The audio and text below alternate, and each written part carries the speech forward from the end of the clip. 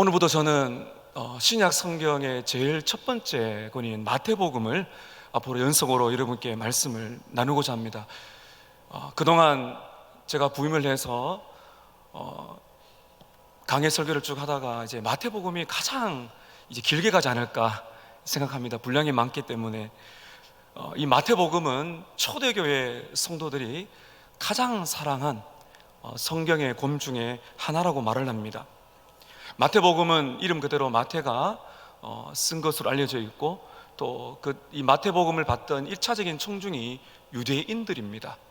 유대인 그리스도인들에게 전해진 것으로 알려져 있는데, 왜 그렇게 초대교회 성도들이 이 마태복음을 귀하게 여겼는가 하면은, 이 마태복음 안에 보게 되면 예수님의 탄생으로 시작해서 부활 승천까지 아주 자세하게 기록이 되어 있습니다. 연대기적으로도 되어 있지만은 또 많은 경우는 주제별로 예수님의 강론, 예수님의 설교와 비유가 적절하게 주제별로 엮여 있기 때문에 굉장히 아주 자세하게 예수님이 누구시며 예수님이 어떤 말씀하셨는지에 대해서 나와 있다는 것, 우리가 또 알아야 되겠습니다. 여러분, 복음은 우리가 예수님을 처음 믿을 때뿐만 아니라 죽는 순간까지 필요합니다. 우리의 삶을 견고하게 만들어주고 죽을 때까지 우리의 영혼을 강건하게 지켜주는 것은 복음입니다. 이 복음은 바로 예수님이 어떤 분이신가, 예수님이 어떤 분이시며 이 땅에 예수님께서 왜 오셨고 어떻게 오셨고 그분이 어떤 말씀을 하셨으며 우리에게 어떻게 살려고 하시는가, 그 모든 말씀이 바로 복음의 핵심이라고 볼 수가 있습니다. 아무쪼록 이제 얼마까지 갈지 모르지만은 이 마태복음을 통해서 저와 여러분이 어느 때보다도 복음을 알고 복음을 기뻐하고 또 복음을 살고 복음을 퍼뜨리는 복음에 사로잡힌 그러한 우리가 되기를 또한 축복합니다. 신약 성경을 우리가 펴서 많은 분들이 통독을 하지 않습니까? 구약도 읽으시고 신약도 읽으시는데, 신약을 읽으시면서 이제 마태복음을 1장을 펴시면서 굉장히 당황해 하세요. 왜 그런가 하면은 1절에 아브라함과 다윗의 자손 예수 그리스도의 계보라는 것은 족보라는 말이거든요. 그러면서 2절부터 17절까지 오늘 우리가 읽은 본문입니다. 이 족보가 나옵니다. 수많은 사람들이 이야기가 나오면서 굉장히 당황합니다. 이 사람들의 이름이 과연 어떤 의미인가? 그래서 대충 넘어가려고 하는 그런 유혹을 많이 받게 되죠. 그런데 하나님께서는요, 이 귀중한 성경 정병 안에 목적 없이 기록한 것이 없습니다. 알시스 프롤이라는 미국의 아주 유명한 목사님인데, 그 목사님의 친구가 위클리프 성경 번역 선교의 선교사로 계셨습니다. 그분의 이야기를 제가 이제 읽어본 적이 있는데, 위클리프에는 이 언어, 자기 언어로 성경이 없는 곳에 들어가서 번역을 하는 그런 아주 귀한 선교입니다. 이 여자 선교사님이 사역을 가시다가 정말 어렵게 그 종족의 언어를 배워가지고 그 언어로 신약 성경을 만들었어요. 이제 마태복음이 먼저 나온 것입니다. 근데 이 선교사님이 이 족보 이야기를 빼고 그렇게 번역을 했어요. 이 10년이 지났어요. 그런데 기대만큼 이 복음의 영향을 받지 못하더랍니다. 근데 10년 후에 두 번째 개정안을 내면서 이 족보를 싣고, 그리고 그 종족들에게 이 족보의 의미를 설명해 주었더니 그 종족의 추장이 충격적인 말을 했습니다. 예수님이 정말 이 땅에 오신 것이 맞습니까? 족보 이야기를 하니까 뭐라 그랬는가 하면, 나는 이때까지 예수님이 신화적인 인물인 줄 알았는데, 아니 족보 이야기를 들으니까 정말 예수님이 이 땅에 오신 분이 맞군요.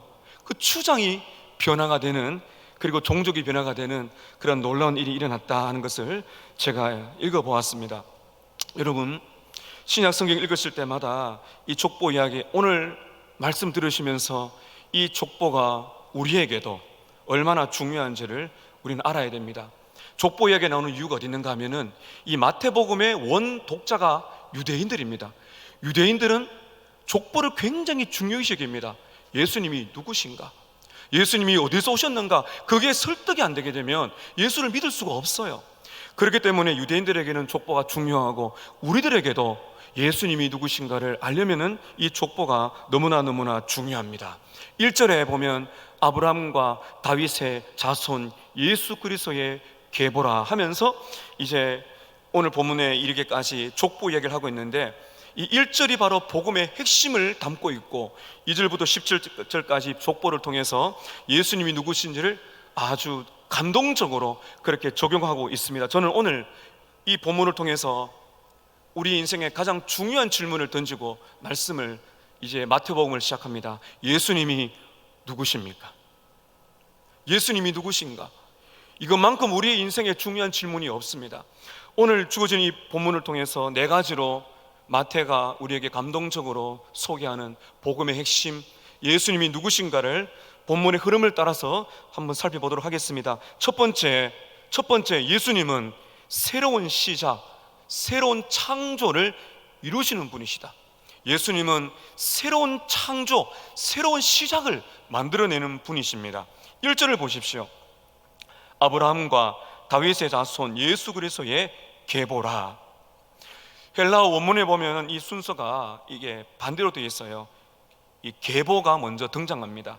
우리나라 성경은 이 계보가 끝을 가지만은 영어 성경이나 또 원문을 보게 되면 이 계보가 먼저 나와요. 이 계보가 이제 헬라 보면 이제 게네시스라 그럽니다. 게네시스. 이게 족보라는 원뜻이 있죠. 그래서 오늘 우리가 읽어보게 되면 예수님의 족보, 예수님의 조상들이 이름이 계속 거론되는 것을 볼 수가 있습니다. 제가 서론에서 강조한 것처럼 예수님은 신화적인 인물이 아니라 역사 속에 실체하신 인물인 것을 우리에게 족보를 통해서 말씀해 주고 계시고요. 그리고 이 계보, 이 게네시스를 하는 뜻 안에 오늘 중요한 것이 있어요. 바로 시작, 근원, 그런 뜻이 담겨 있습니다. 그래서 헬라어로 창세기를 이제 게네시스라고 말을 합니다. 여러분, 영어로 이 창세기를 뭐라 그럽니까? 이게 제네시스라 그러지 않습니까? 차량 이름도 있는데요, 제네시스라고 그러지 않습니까? 이게 우리가 이제 구약 성경의 창세기, 하나님이 태초에 천지를 창조하시니라, 구약의 첫 번째 책이 바로 창세기입니다. 그렇다면은 오늘 1절을 이렇게 원문에 가깝게 해석하면 이렇게 볼 수가 있어요. 아브라함과 다윗의 자손 예수 그리스도의 창세기라. 왜냐하면 여기 나오는 이 계보가 똑같은 단어예요. 제네시스, 근원, 시작이라는 것입니다. 구약의 창세기는 온 세상을 창조하신 바로 그 하나님의 창조를 강조한다면, 신약의 첫 권, 신약의 창세기가 마태복음이거든요. 신약의 첫 번째 신약의 창세기가 마태복음인데, 그 마태복음은 새로운 창조, 바로 예수님이 우리에게 주시는 새로운 시작을 알려주고 있는 것입니다. 여러분, 기가 막히지 않습니까? 지금 마태가 어떻게 우리에게 말하고 있습니까? 구약은 천지 창조 시작하는 제네시스, 구약의 창세기, 그 다음에 신약의 마태복음은 신약의 창세기, 바로 새로운 시작, 새로운 창조를 말하는 것입니다. 구절을 한번 설명을 해볼까요? 구약의 창세기부터 시작해 하나님은 세상을 창조하셨습니다.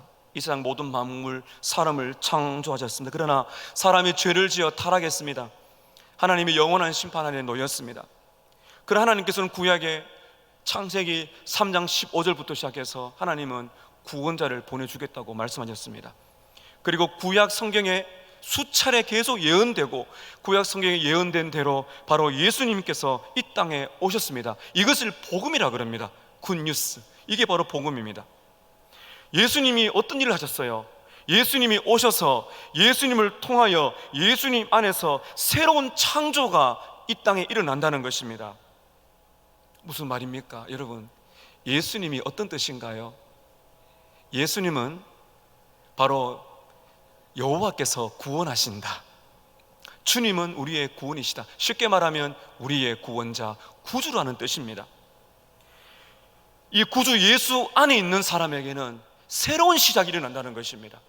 내가 내 인생을 살아가고 내가 원하는 방향대로 살아가다가 예수님을 만나는 순간에 예수님 안에 있는 사람들은 예수님을 통하여 그 사람의 지금 있는 그 상황을 초월해서 예수님 안에서 새로운 시작, 새로운 역사, 새로운 창조의 역사가 일어난다는 것이죠. 고린도후서 5장 17절에 바울이 이렇게 말을 합니다. 그런즉 누구든지 그리스도 안에 있으면 새로운 피조물이라. 누구든지 그리스도 안에 있으면 새로운 피조물이라. 이전 것은 지나갔으니 보라, 새 것이 되었도다. 여러분, 얼마나 놀라운 은혜입니까? 예수 안에 있으면 새로운 시작입니다. 이것이 하나님의 은혜입니다. 바울이 이 하나님의 이 주권적인 은혜를 깨닫고 자기가 어떻게 삶이 송두리째 변화되었는지를 다시 한번 고린도전서 15장 10절에서 이렇게 새로운 시작을 경험한 것을 이렇게 표현합니다. 내가 나 된 것은 하나님의 은혜로 된 것이니, 내가 나 된 것은 하나님의 은혜로 된 것이니 내게 주신 그의 은혜가 헛되지 아니하여 내가 모든 사도보다 더 많이 수고하였으나 내가 아니요 오직 나와 함께 하신 하나님의 은혜로라. 하나님의 은혜는 죄인에게 새로운 출발의 기회를 줍니다. 예수 안에서 내가 나 된 것은, 똑같은 이름을 가지고 있지만은 예수를 믿고 거듭났을 때 새로운 창조, 새로운 하나님의 사람이 되어 살아가는 내가 하나 된 것은 하나님의 은혜로 된 것이다. 사랑하는 여러분, 예수님은 누구십니까? 지금 왜 이 계보 이야기를 마태가 꺼냅니까? 바로 예수님은 우리에게 새로운 창조를 만들어 주시는 분이시다, 이것을 말해주고 있는 것입니다. 마태가 이것을 경험한 것이죠. 마태가 예수를 만나 부름을 받아서 새로운 창조를 경험했기 때문입니다. 두 번째, 마태가 말하고 있는 예수님 두 번째는 예수님은 그리스도라는 것입니다. 예수님은 그리스도이십니다. 1절 보십시오. 아브라함과 다윗의 자손 예수 그리스도의 계보라. 그리스도라는 것은 예수님의 이름이 아니라 직함입니다. 그런데 이 그리스도라는 것은 예수님의 이름처럼 그렇게 많이 불려졌습니다. 예수 그리스도, 그리스도 예수 그리스도, 바로 우리 예수님을 가리키는 것이죠. 그리스도라는 것은 기름 부음 받은 자, 다시 말하면 특별한 목적을 위해서 하나님께서 구별하신 분. 그래서 이 그리스도라는 것은 구약의 히브리어로 말하면 우리가 잘 익숙한 메시아입니다. 오랫동안 기다리던 메시아, 그 메시아를 바로 그리스도라 그럽니다. 구약에 보면은 이 기름을 부을 때, 특별하게 구별할 때 세 개의 직분의 기름을 붓습니다. 왕, 제사장, 선지자. 그런데 이 마태복음에서 마태는 특별히 왕이신 예수님을 강조합니다. 왕이신 예수님. 그래서 이스라엘 백성들은 이 메시아를 기다렸어요. 메시아를 기다렸습니다. 예수님이 태어나실 때 약 200년 정도까지 그 다윗의 혈통에서 진짜 주님이 보내시는 메시아가 오지 않았습니다. 그래서 이스라엘 백성들은 메시아를 기다렸어요. 그들은 해방자를 기다렸습니다. 이 메시아가 어떤 뜻인가 하면은 구원자, 해방자, 하나님이 약속하신 메시아라는 뜻이거든요. 그런데 유대인들은요, 어떤 메시아를 기다렸습니까? 로마 통치 아래 있었던 그 고통을 받고 있었을 때 다윗의 혈통으로 오시는, 진짜 유대인의 혈통으로 오시는 바로 정치적인 메시아, 왕같은 메시아, 군사를 이끌고 정치적으로 나라를 해방시켜 줄 수 있는 그런 메시아를 기다렸어요. 그런데 메시아가 왔죠. 하나님의 때에, 하나님의 방법으로. 우리 다음에 보겠지만은 성육신 하셔서 여인의 몸을 통하여 성육신 하셔서 예수님은 이 땅에 오셨습니다. 여러분, 이스라엘 백성들의 바램이 아니지만은 예수님은 어떤 메시아로 오셨습니까? 영적인 구원자, 영적인 해방자로 우리에게 오셨습니다. 그것이 우리에게 어떤 의미가 있습니까? 예수님은 우리의 영혼을 구원하십니다. 그리고 예수님은 그리스도십니다. 그것이 우리에게 어떤 의미가 있습니까? 예수님은 메시아로 오셔서 해방시켜 주셨습니다. 어디에서요? 예수님이 죽으시고 부활하심으로써 죄와 죽음과 사탄의 권세에서 우리를 끌어내시는 승리를 우리에게 주셨습니다. 그리고 삶의 고난과 많은 어려움 속에서 고난을 이겨낼 힘을 주셔서 상한 심령을 회복시키시는 메시아, 그 그리스도가 우리에게 오신 것입니다. 예수님은 약속된 그리스도, 오래 고대하던 바로 메시아입니다. 여기서 여러분, 우리가 한 가지 더 알아야 될 것은요, 하나님께서는 약속에 신실하시다는 분이시라는 겁니다. 창세기 3장 15절부터 예수님은 구원자를 보내겠다 말씀하셨습니다. 메시아는 구약의 그 수천 년 동안에 계속 하나님께서 예언하셨는데, 그 예언을 이스라엘 백성들은 기다리다가 지쳐버렸지만 하나님은 하나님의 때에 정확하게 언약의 신실하시기 때문에 구원자 메시아를 이 땅에 보내어 주신 것입니다. 이 세상에 그 무엇도 그 누구도 하나님의 섭리, 하나님의 계획을 막을 자가 없습니다. 여러분, 그렇기 때문에 우리가 예수님은 우리의 메시아, 약속된 메시아, 우리가 기다리던 메시아 그리스도라는 사실을 기억할 때 우리는 이런 은혜를 받습니다. 우리가 고난과 시련과 아픔 속에서도 우리는 하나님을 믿을 수 있어요. 왜냐하면 하나님은 언약에 신실하시기 때문입니다. 하나님의 약속은 깨뜨려지는 법이 없습니다. 하나님의 때에 하나님의 방법으로 당신의 백성들을 선하게 인도하신다는 그 신실하신 하나님, 메시아를 하나님의 약속의 신실하신 방법으로, 하나님의 때의 방법으로 보내신 것처럼 우리가 예수님을 그리스도로 믿을 때에 우리가 죄와 사망과 사탄의 권세를 이겨낼 힘을 얻을 뿐만 아니라 고난 속에서도 하나님의 때에 하나님 방법으로 인도하신다는 신실하신 하나님의 약속을 의지할 수 있는 믿음을 가질 수가 있는 것입니다. 오늘 세 번째입니다. 마태가 말하고 있는 예수님 세 번째는, 예수는 영원한 왕이시라는 겁니다. 예수님은 영원한 왕이십니다. 1절 다시 보세요. 아브라함과 다윗의 자손 예수 그리스도의 계보라. 지금 제가 순서를 원문대로 합니다. 원문은 이제 반대로 되어 있다 그랬죠. 다윗의 자손이다. 마태는 예수님을 다윗의 자손이라고 말하고 있는데 이것이 바로 왕을 상징하는 것입니다. 유대인들은 메시아를 기다렸는데 그냥 메시아를 기다리는 것이 아니라 다윗의 혈통에서 오는 메시아를 기다렸습니다.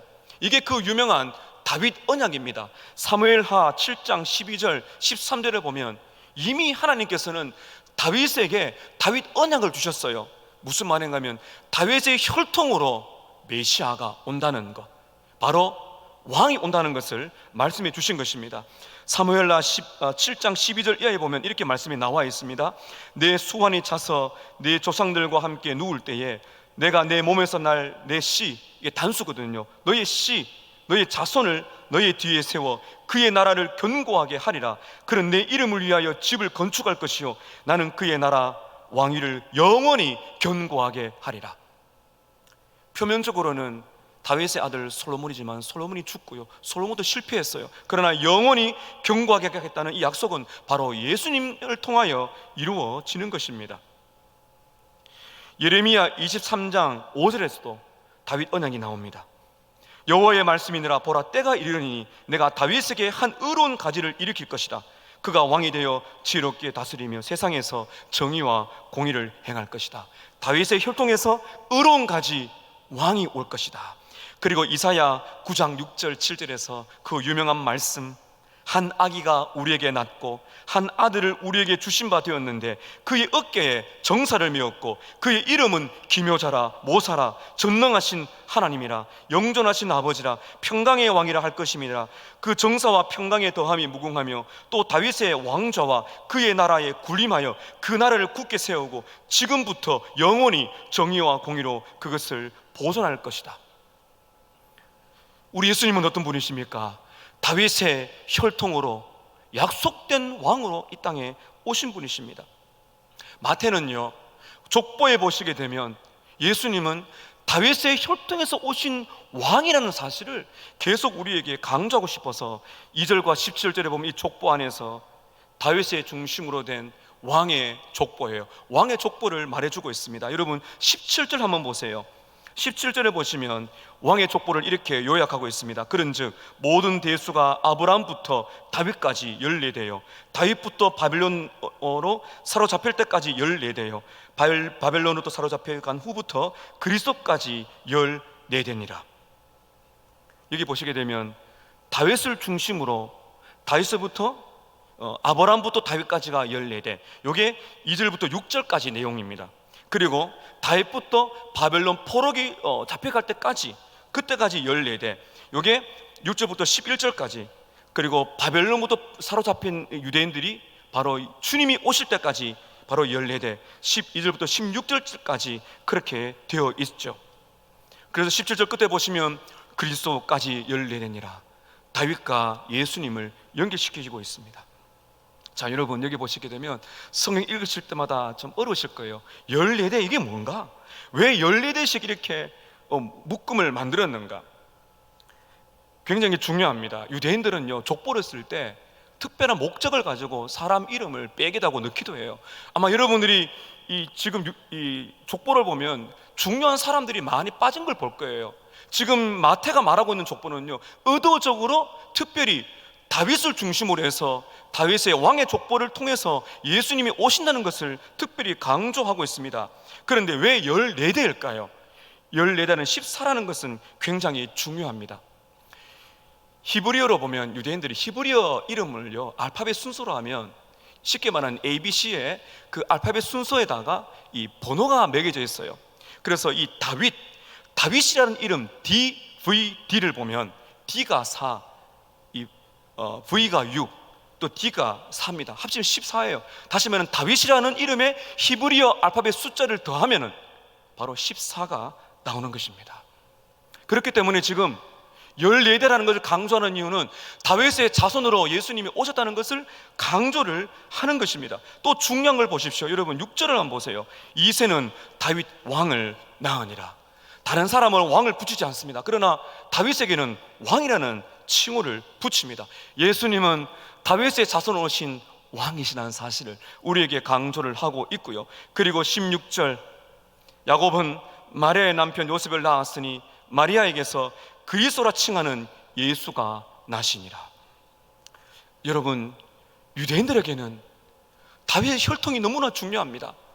다윗의 혈통으로 온 왕이 진짜 왕이에요. 그런데 지금 이 마태가 의도적으로 14라는 숫자, 다윗이라는 히브리어 알파벳을 가지고 14라는 숫자를 강조하면서 바로 다윗 중심으로 역사를 기술하면서 예수님이 다윗의 혈통으로 오신 왕이시라는 사실을 우리에게 강조하고 유대인들에게 강조를 하고 있는 것입니다.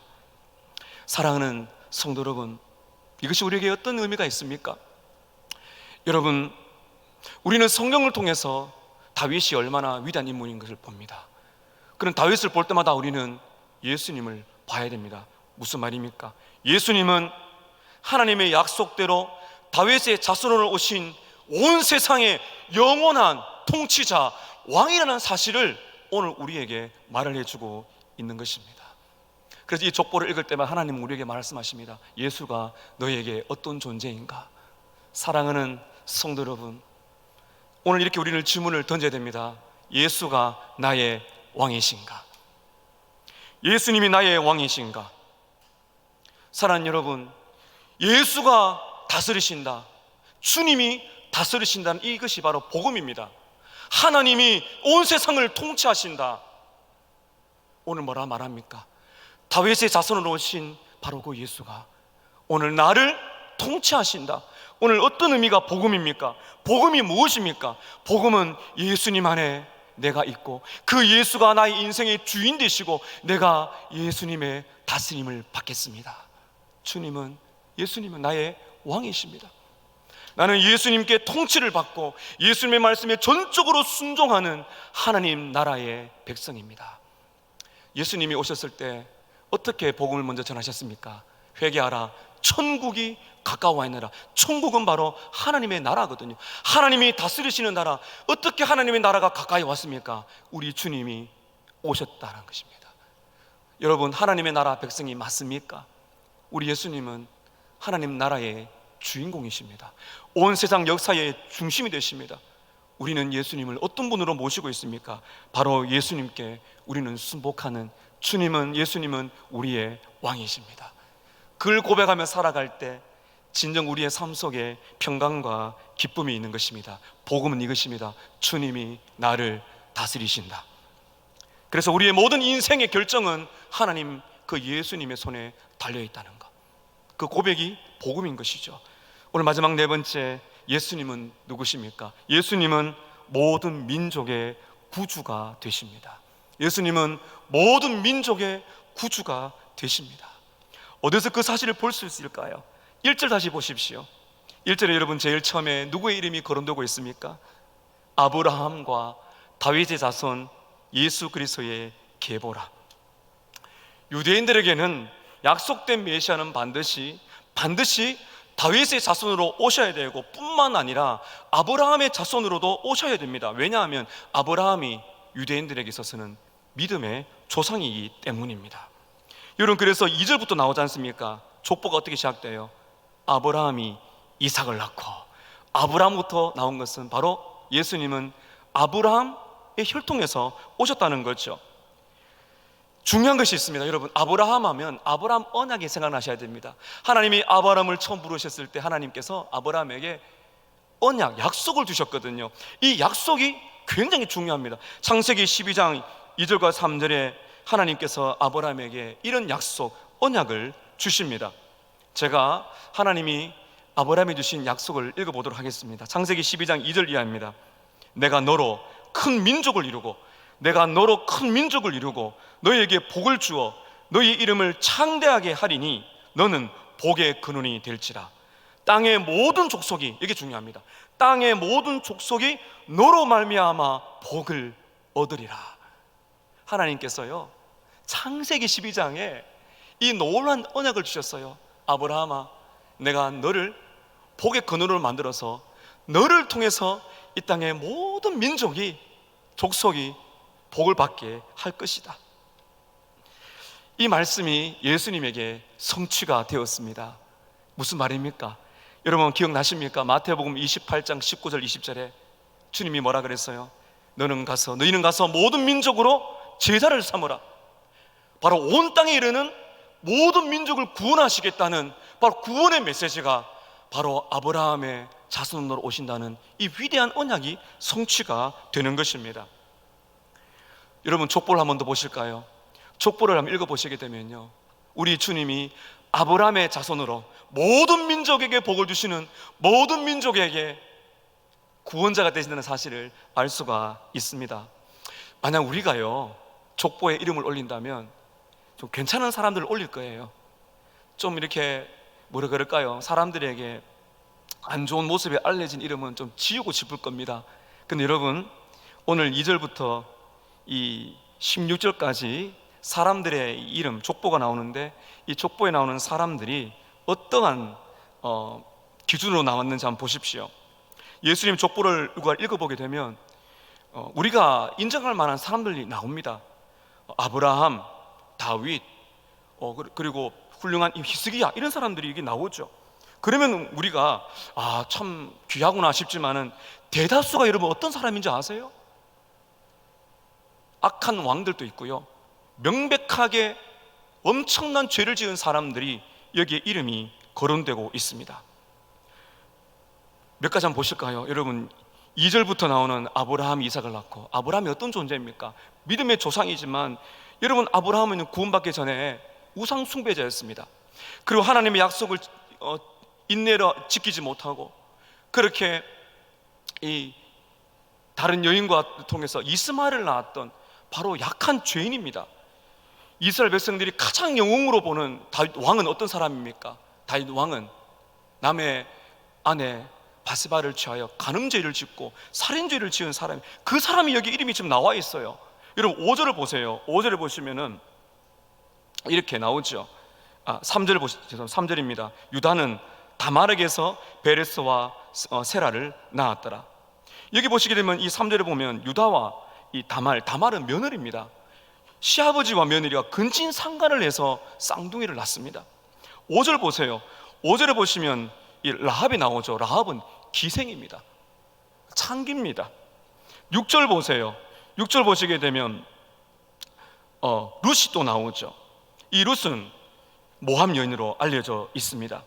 그리고 이어서 6절, 이세는 다윗 왕을 낳으니 다윗은 우리아의 아내 누굽니까? 우리는 알죠. 밧세바입니다. 밧세바. 왜 우리아의 아내라 그랬을까? 바로 다윗의 범죄를 드러내는 것입니다.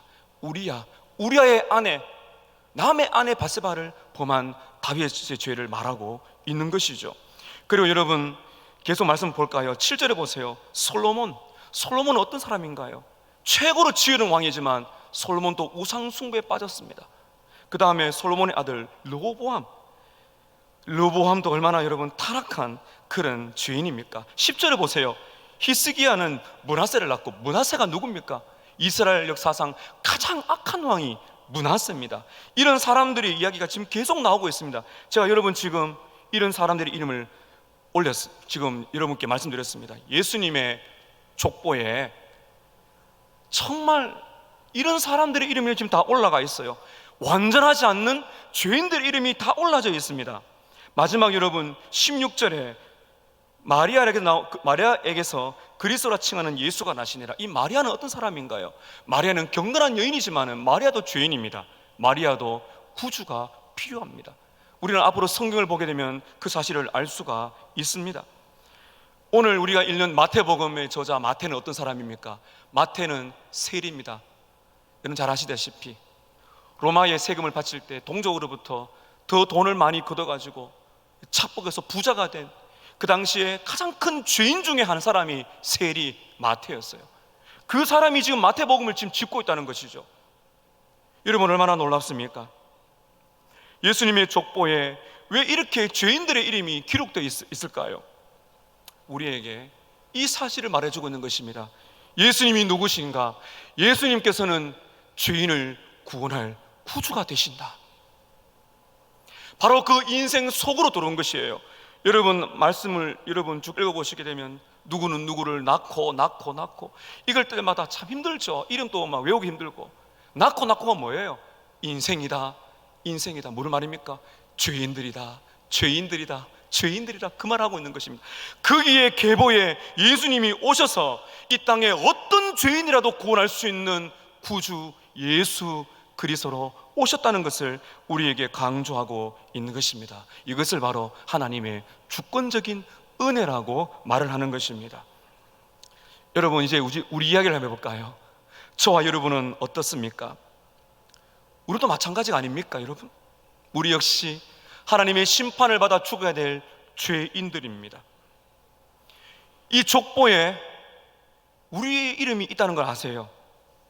조엘 비키 목사님은 이 족보 이야기를 하면서 아주 감동적으로 이렇게 말씀을 합니다. 조엘 비키 목사님의 글을 인용합니다. 우리 모두는 한 사람도 예외 없이 타락했고 악으로 가득한 죄인입니다. 성령께서 우리의 눈을 열어주실 때 우리는 이렇게 고백할 것입니다. 나는 라합이나 므낫세보다 낫지 못합니다. 우리는 모두 타락한 아담의 후손들입니다. 예수 그리스도의 족보는 우리의 죄와 수치의 기록입니다. 하나님께 감사하십시다. 예수님은 그의 가족으로 죄인들을 집어넣기를 부끄러워하지 않으셨습니다. 마찬가지로 예수님은 우리를 그분의 가족으로 받아들이시기를 부끄러워하지 아니하시고 사랑으로 우리를 구원하시고 거룩하게 하시고 새롭게 하시고 변화시키시고 영원히 멸망하지 않도록 우리를 붙들어 주는 것입니다. 여러분 족보를 보십시오. 우리가 보여야 됩니다. 이게 주님 우리에게 말씀하시는 것입니다. 너의 죄를 보라. 얼마나 많은 죄를 지었어요. 얼마나 많은 죄와 수치가 여기에 담겨있는 우리의 이야기. 그 우리의 이야기예요. 그런 죄인들 바로 주님께서 오셔서 우리를 대신하여 죄와 수치를 다 담당하시고 그 많은 죄인들을 주님께서는 은혜 가운데 불러 주신 것입니다. 얼마나 여러분 이것이 큰 은혜인지요. 우리 이야기입니다.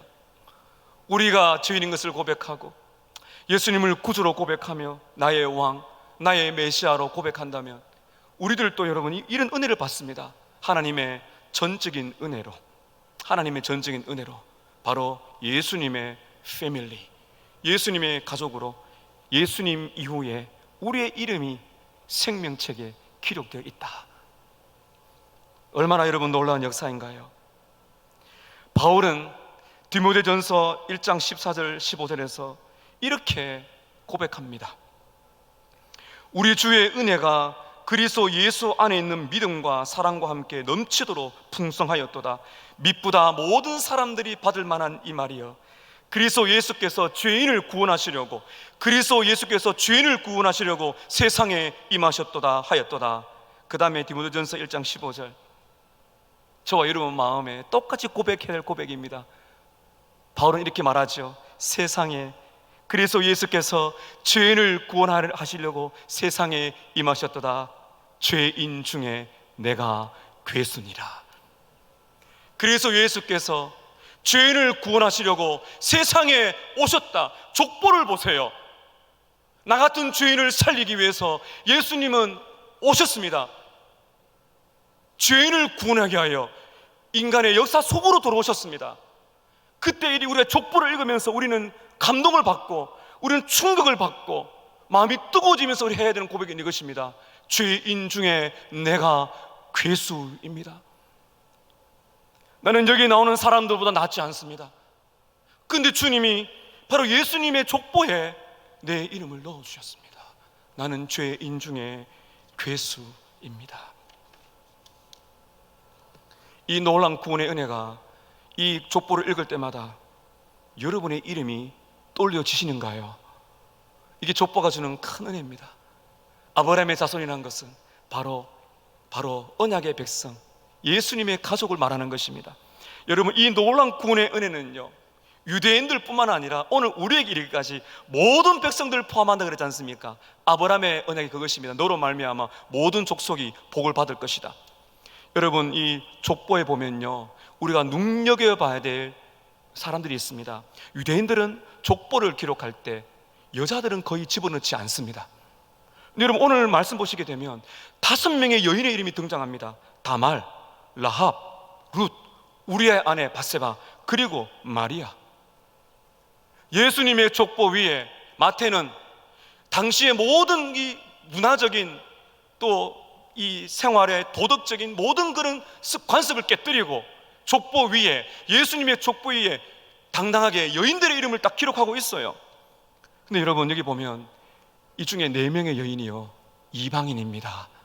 이게 너무나 중요한 것입니다. 다말, 라합, 룻, 우리아의 아내. 우리아는 햇사람.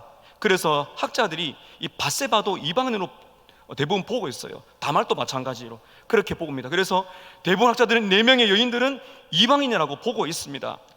여러분, 얼마나 하나님의 은혜 역사가 큰지 보세요.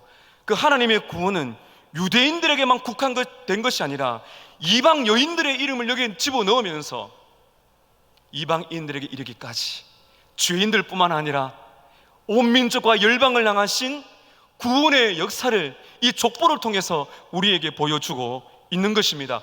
너희는 가서 모든 족속으로 제자를 삼으라. 바로 마태복음 28장 마지막 장에 1장과 이 끝장 28장에 모든 민족을 향하신 아브라함의 자손들, 예수의 가족들을 불러 모으신다는 그 구원의 메시지가 여러분 위에게 선포되고 있는 것입니다. 예수님 어떤 분이십니까? 예수님은 새로운 창조, 새로운 시작을 이루는 분이십니다. 오늘 하나님의 은혜로 예수님 안에서 여러분의 인생을 새롭게 시작하시기를 축복합니다. 예수님 어떤 분이십니까? 약속된 메시아, 우리의 그리스도가 되십니다. 죽음, 죄, 사탄의 권세를 이길 능력을 주실 것입니다. 그리고 그리스도는 어떤 분이십니까? 하나님의 약속을 성취하신 분이십니다. 그러므로 우리가 고난과 어려움 가운데 살아갈 때 하나님의 때와 하나님의 방법으로 언약을 신실하게 이끄실 하나님을 의지하여 고난을 이겨내는 그리스도의 능력을 경험하시기를 바랍니다. 또한 예수님 어떤 분이십니까? 예수님은 영원한 왕이십니다. 그분의 통치를 받으십시오. 그분께 여러분의 인생의 모든 주권을 올려드리세요. 그분께 절대적으로 순종하는 하나님의 백성으로 살아가십시오. 마지막 예수님 어떤 분이십니까? 모든 민족과 열방의 구주가 되십니다. 예수님의 이름을 진심으로 부르는 자들마다 구원을 받는다 말씀하셨습니다. 오늘 예수님이 여러분의 구주가 맞습니까? 오늘 예수님의 가족으로 구원받으시기를 축복합니다. 또한 여러분은 다른 사람들을 초대하세요. 오늘 이 말씀처럼 마태가 한 것처럼 말이죠. 여러분 주위에 예수님을 모르는 많은 사람들에게 이 예수님을 증거해서 이 족보에 그들의 이름이 이어지고 있다는 사실, 예수님의 가족으로 초대할 수 있는 바로 복음의 흘러보내는 역사가 저와 여러분을 통해서 일어나기를 주의 이름으로 축복합니다.